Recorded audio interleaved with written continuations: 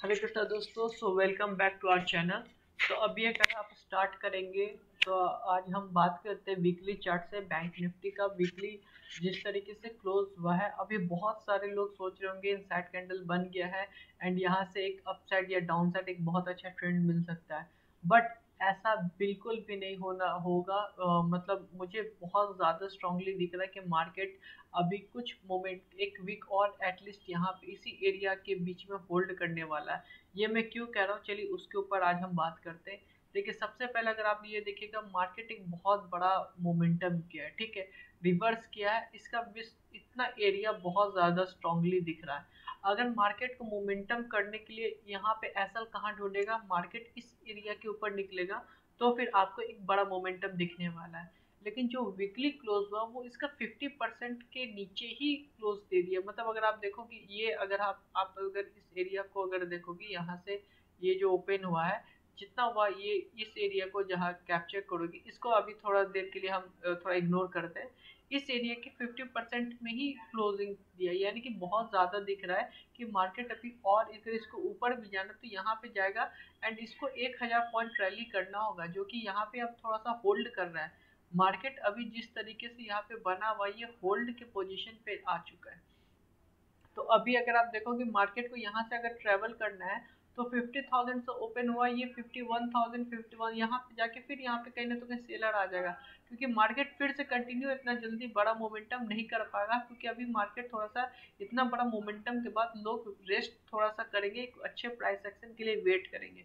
And यहाँ पे कुछ क्लियर प्राइस एक्शन नहीं बन रहा। हाँ, ये हो सकता है कि मार्केट यहाँ से इस नेक्स्ट वीक 51,000 या इस एरिया तक टच करे, ये पॉसिबल दिख रहा है। बट ये जो ट्रेडिंग है, ये ऐसा नहीं कि आज एक मोमेंटम हुआ एंड इस तरीके से मार्केट गया 51,000 के आपने प्रॉफिट बुक किया एंड आपने पैसा लेके घर चला गया, ये ऐसा नहीं होगा।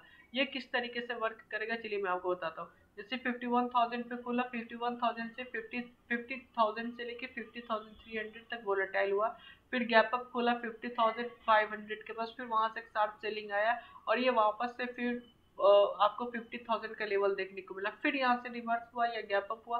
तो इस तरीके से वोलाटिलिटी के साथ आपको ये हाई लेवल पे टच करते दिखेगा। ये नीचे भी जाएगा लेकिन धीरे धीरे करके ऊपर भी जाएगा एंड वीकली कैंडल आपको कुछ इस तरीके का दिख सकता है, या वीकली कैंडल इस तरीके से दिख सकता है या इस तरीके से दिख सकता है। तो इस तरीके का यहाँ पे बनेगा। लेकिन एक चीज याद है कि जब तक एक अच्छा ट्रेड अगर चाहिए, पोजिशनल ट्रेडिंग अगर आपको चाहिए, तो आपको एक अच्छा ट्रेड 51,000 के ऊपर ही मिलने वाले, इस एरिया के ऊपर ही ट्रेड मिलेगा। इसको जितना ज़्यादा आप इग्नोर करके रख सकते हो, जितना ज़्यादा यहाँ वोलेटाइल होता उतना हमारे आने वाले टाइम के लिए बेहतर होगा। तो अभी आपको समझ में आ गया होगा कि मैं क्यों ये कह रहा हूँ, यहाँ पे से अगर मोमेंटम भी होता तो यहाँ तक जाएगा एंड अगर नीचे सेलिंग के लिए जाता तो आप सबको पता है सेलिंग के लिए अभी थोड़ा सा आपको थोड़ा सा वेट करना पड़ेगा। हाँ, एग्रेसिव सेल अभी नहीं कर सकते, क्योंकि जिस तरीके से अभी ये वीकली का चार्ट बन चुका है, ये थोड़ा सा कंफ्यूजन हो गया है। जब तक ये लाइन ब्रेक नहीं करता मैं सेलिंग के लिए नहीं जाऊंगा एंड इसके बाद ही पोजीशन। हाँ, यहाँ पे आप छोटा छोटा सेलिंग के लिए, स्कैल्पिंग या इंट्राडे के लिए कर सकते हो। बट अगर आपको एक पोजिशनल बनाना तो आपको एटलीस्ट इस एरिया को ब्रेक करने के लिए वेट करना होगा 48,000 के नीचे, फिर हम सेलिंग के लिए प्लान कर सकते हैं। बाकी बाइंग के लिए अभी बहुत अच्छा दिख रहा है, बाइंग के लिए इधर थोड़ा सा होल्ड होने दीजिए, एक रेंज बनने दीजिए, उसके बाद ब्रेकआउट करता तो हम कुछ बड़े टारगेट्स के लिए प्लान करेंगे। ठीक है, तो चलिए अभी हम बात करते हैं, वीकली चार्ट हो गया, डेली चार्ट पे बात करते हैं। डेली चार्ट अगर आप देखिएगा तो डेली चार्ट में भी आपको कुछ इसी तरीके का सिनेरियो दिख रहा होगा। ऑलमोस्ट इस एरिया में साइडवेज चल रहा है।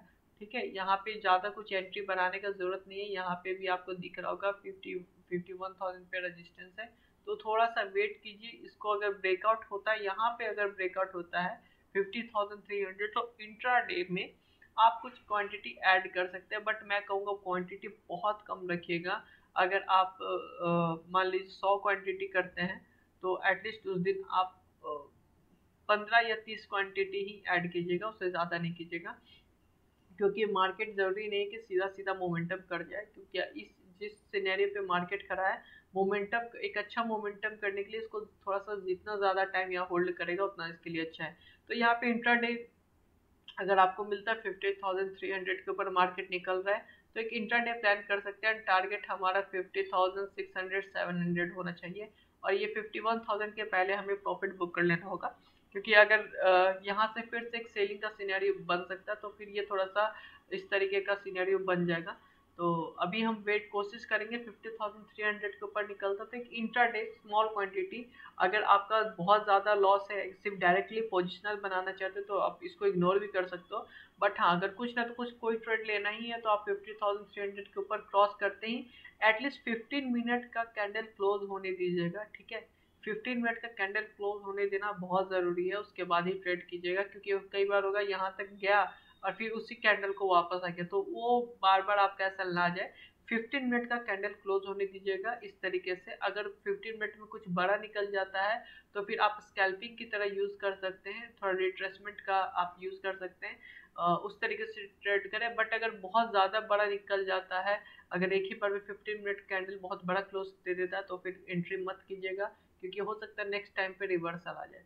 तो उसी तरीके से अभी हम ट्रेड करेंगे। अभी थोड़ा सा इसको होल्ड होने देते हैं, साइडवेज होने देते हैं। मार्केट अप पोजिशनल के लिए बनने वाला है। सो जो हम लोग का लॉसेस चल रहा था, अब पोजीशन हमें हमारे साइड मुझे दिख रहा है कि पोजिशनल मार्केट आने वाला है। तो अभी उसी तरीके से अभी हम प्लान करेंगे, ठीक है। तो ये हो गया हमारे डेली। एंड आवर्स में भी अगर मैं बोलूँ तो आवर्स में भी ऑलमोस्ट सेम ही है। आवर्स एंड मिनट हम एटलीस्ट सेम ही, आप सबको पता है हम लोग सेम ही ट्रेड करते हैं। तो देखोगे, अगर आप यहाँ पे भी देखोगे तो मार्केट यहाँ से भी गैप छोड़ा हुआ, यहाँ से भी गैप छोड़ा हुआ। तो थोड़ा सा इस एरिया के ऊपर होल्ड करेगा तो उसके बाद ब्रेक करता तो ज़्यादा बेहतर होता। क्योंकि अगर आप यहाँ पे देखोगे कभी भी ये लाइन को, जो इसका रेजिस्टेंस एरिया, यहाँ पे कभी होल्ड नहीं किया। यहाँ पे भी आया, नीचे सेलिंग के लिए आया, यहाँ पे गया सेलिंग के लिए आया, गैप अप खुला सेलिंग के लिए आया, यहाँ पे गया ही नहीं, साइडवेज हो गया। तो कभी भी इस एरिया को टच नहीं कर पाया 50,200 से लेके 15,300। तो अभी हम क्या करेंगे, अभी थोड़ा सा हम वेट करते हैं, मार्केट को इस एरिया में थोड़ा सा प्राइस एक्शन बनाने देते, उसके बाद ब्रेक करता तो फिर हम ट्रेड कर सकते हैं बाइंग के लिए, ठीक है। तो अभी आप लोग को समझ में आ गया होगा हमें बैंक निफ्टी में किस तरीके से ट्रेड करना है। और अगर ये वेडनेसडे को मिलता तो ज़्यादा मैं ट्रेड करूँगा, मंडे एंड ट्यूसडे को मैं ट्रेड नहीं करूँगा। क्योंकि मंडे ट्यूसडे का जो मार्केट होता है वो थोड़ा सा ज़्यादा वॉलेटिलिटी में आ जाता है, तो उसके लिए मैं कह रहा हूँ। बाकी चलिए अभी हम निफ्टी की बात करते हैं, निफ्टी किस तरीके से दिख रहा है। निफ्टी अगर आप देखोगे, निफ्टी ज़्यादा स्ट्रॉन्ग दिख रहा है, निफ्टी बुलिश मार्केट के लिए बहुत अच्छा दिख रहा है। सबसे पहले मैं आपको इसका वीकली चार्ट दिखा देता हूँ। यहाँ पे अगर आप देखोगे ना तो मार्केट इसको ऑलरेडी क्रॉस कर चुका है। एंड ये क्रॉस करके बहुत छोटा सा एक साइडवेज मार्केट हुआ है। बट एक चीज़, क्योंकि मैंने एक वीडियो भी बनाया है जहाँ पे मैंने बोला था कि मार्केट क्रैश कर सकता है, और वो ये इसीलिए मैं बनाया था क्योंकि यहाँ पे जिस तरीके से मार्केट इसको क्रॉस किया है ना, ये थोड़ा सा बड़ा कैंडल निकलना चाहिए था। मैं एटलीस्ट एक्सपेक्ट कर रहा हूँ कि निफ्टी अगर इसको क्रॉस करता तो एटलीस्ट यहाँ पे आपको एटलीस्ट इसका इतना पॉइंट भी, कम से कम इसे 500 पॉइंट इसको एटलीस्ट कर जाना चाहिए था। 500 पॉइंट एटलीस्ट इसको करना चाहिए था। बट अगर आप देखोगे तो ये 23,400 से 23,600, मतलब इसी 400 से 600, 200 पॉइंट का ही है, ज़्यादा कुछ बड़ा नहीं है। मैं सोच रहा था यहाँ पे एटलीस्ट 200-500 पॉइंट का एटलीस्ट इसका डबल टारगेट होता, फिर यहाँ पे थोड़ा सा मोमेंटम देखने को मिलता।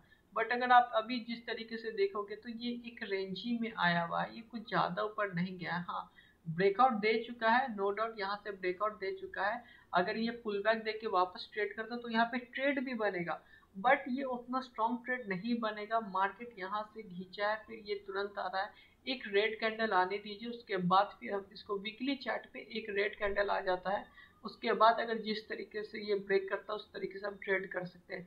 बट थोड़ा सा मुझे बाइंग के साइड उतना स्ट्रेंथ नहीं दिख रहा। हाँ, जेन्युइनली मैं कह रहा हूँ, जिस साइड मार्केट जाएगा उस साइड मैं ट्रेड भी करूँगा, मार्केट ऊपर जाएगा मैं बाइंग के लिए क्वांटिटी भी बनाऊंगा।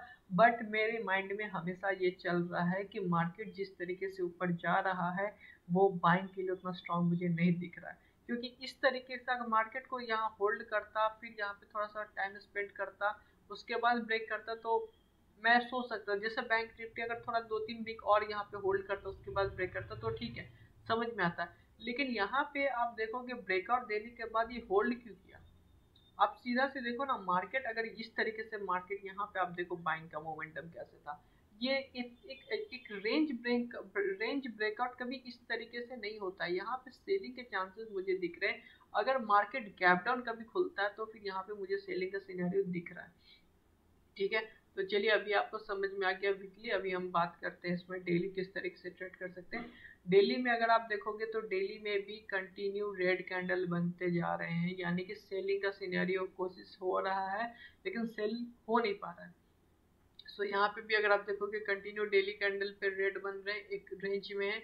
यहाँ पे एक doji candle, green doji candle है, अगर यहाँ पे से ब्रेक करता तो फिर एक अच्छा ट्रेंड हमें देखने को मिलेगा। बट अभी जिस तरीके से मार्केट चल रहा है हम इसको ब्रेक करते हैं, कुछ क्वांटिटी बाय करेंगे बट क्वांटिटी बहुत कम होगा, क्योंकि जिस तरीके से अभी ये ट्रेड कर रहा है थोड़ा सा मुश्किल मुझे दिख रहा है। हाँ, हो सकता है और ये ज़्यादा होल्ड करे या इस एरिया पे होल्ड करे, थोड़ा सा लंबा अगर इस एरिया पे होल्ड कर जाता है। एक्चुअली मैं होल्ड उतना ही लेके चलता, इसका एटलीस्ट मैं 50% लेके मार्क करके, जितना बड़ा कैंडल यहाँ है उतना इसका हाफ कर लीजिए एंड उतना बड़ा मैं यहाँ पे एटलीस्ट मार्क करता हूँ, उसके बाद मैं इसको पॉजिटिव मानूंगा। अभी अगर ये ब्रेक भी कर देता है, थोड़ा सा ऊपर भी जाता तो कहीं ना तो कहीं हाँ ट्रेड में लूंगा, नो डाउट। ट्रेड के लिए मैं एक्टिव हूँ, जैसे मैंने बोला बाइंग जिस डायरेक्शन में जा रहा है उस डायरेक्शन में ट्रेड जरूर करूंगा बट क्वांटिटी कम रखूंगा। सिंपल सा लॉजिक है, क्योंकि मार्केट एक करेक्शन चाहिए मार्केट को, जैसा मुझे फील हो रहा है। तो अगर आप ये आपको समझ में आ गया, ऊपर जाएगा तो हम बाई के लिए ट्रेड कर सकते हैं, नीचे जाएगा तो अभी हम थोड़ा सा होल्ड करेंगे, या इसके नीचे जाएगा फिर हम सेलिंग के लिए प्लान कर सकते हैं, ज़्यादा कुछ इसमें है नहीं। ठीक है, एंड अगर वीकली चार्ट में एक रेड कैंडल बन जाता तो ज़्यादा बेहतर होगा हमारे लिए, तो फिर हम और अच्छे से ट्रेडिंग कर सकते हैं। बट हाँ, अभी निफ्टी थोड़ा सा मुझे स्ट्रॉन्ग दिख रहा है, बुलिश के साइड दिख रहा है, तो अभी हम इसको बुलिश के लिए ट्रेड करेंगे। चलिए, ये सबसे ज़्यादा इंपॉर्टेंट होता है आवर्स पे कैसा दिख रहा है। यहाँ पे आपको कुछ नहीं, बस 2-3 लाइन मिलाने होते हैं। यहाँ पे क्योंकि बहुत लोग को लगता है कि कोई थीटा गामा ये चीज़ें मिलाना है, ऐसा कुछ नहीं होता है। तो आपको क्या करना है, पहले ये यहाँ से कुछ लाइंस मैच कर दो एंड यहाँ से आपको कुछ लाइंस मैच कर दो। ठीक है, अब ये बस आपको डायरेक्शन देख लो, ये डायरेक्शन ऊपर के लिए। ठीक है, तो डायरेक्शन ऊपर के लिए जा रहा है, यानी कि हम जो ट्रेड करेंगे तो वो हमारा जो ट्रेड होगा वो ऊपर के लिए। चलिए मैं आपको सीधा सीधी लाइन भी बना देता हूँ ताकि आप लोग को इजीली समझ में आए। मैं यहाँ पे आपको दिखा रहा हूँ, यहाँ से आपको एक ट्रेड लाइन दिख रहा होगा, एक यहाँ पे आपका ट्रेड लाइन बन गया। ठीक है, एक यहाँ पे आपका ट्रेड लाइन बन जाएगा। एक्चुअली ये जो ट्रेड लाइन होगा वो यहाँ से बनना चाहिए, हाँ। वहां से भी कभी कभी वो किसी अलग सिनेरियो में मैं वहां से भी यूज करता हूँ, क्योंकि ये इसको मैं कई बार थोड़ा सा स्किप करता हूँ, क्योंकि वो वोलेटाइल हुआ था, ये न्यूज की वजह से हुआ था। बट उससे पहले का जो ट्रेड है वो यहाँ से चल रहा था, तो मैं कभी कभी यूज भी करता हूँ। अगर आप देखोगे तो ये भी एक ब्रेकआउट सिनेरियो पे दिख रहा होगा आपको, है ना। ये भी आपको बहुत क्लियर एक ब्रेकआउट सिनेरियो पे दिख रहा है। और यहाँ पे अगर आप देखोगे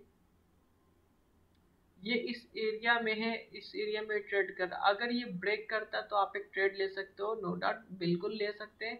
अगर मार्केट नीचे के लिए ब्रेक करता तो फिर एक रिट्रेसमेंट के बाद आप ब्रेक कर सकते हैं। लेकिन हाँ, ये अगर कुछ लंबे समय तक अगर ये होल्ड कर गया है, एक अगर सेलिंग आ जाता है तो हो सकता है रिट्रेसमेंट का भी आपको टाइम ना मिले।